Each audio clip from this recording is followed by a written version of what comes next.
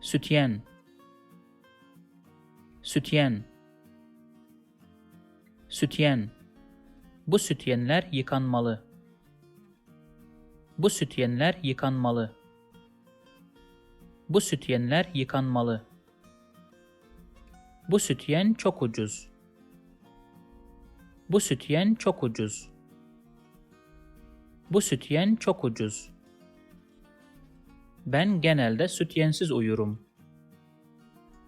Ben genelde sütyensiz uyurum. Ben genelde sütyensiz uyurum. If you like this video, please subscribe to my channel below for more videos on Turkish grammar, vocabulary and pronunciation. Also, if you think this video can benefit somebody else, please share it with them. Last, if you have any comment or request, please provide your feedback in the comment section below and I'll do my best to respond as soon as possible.